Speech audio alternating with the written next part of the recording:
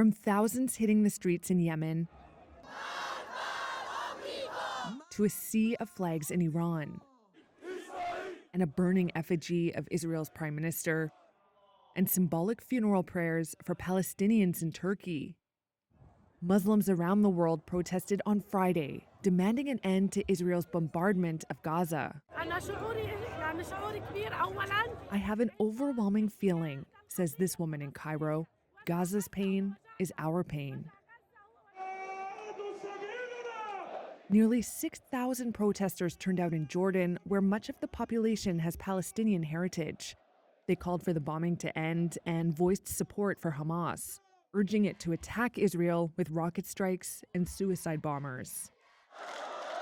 For nearly 2 weeks, Israel has been pummeling the enclave with intense strikes that authorities there say have killed more than 4,000 people. It's also ramping up for a ground war aimed at eradicating Hamas. The group rampaged into Israeli towns on October 7th, killing 1,400 people and taking hostages. While some Western governments have thrown their support behind Israel's military campaign, many Muslim states have called for an immediate ceasefire.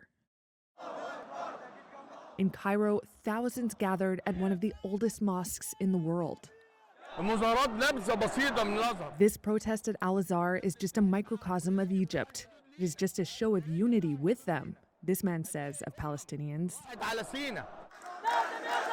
A driving force for many protesters, they say, was Tuesday's blast at a Gaza hospital, which authorities there said killed hundreds of people. Hamas says Israel was responsible for the blast. Israel blames a failed rocket launch by a Palestinian group.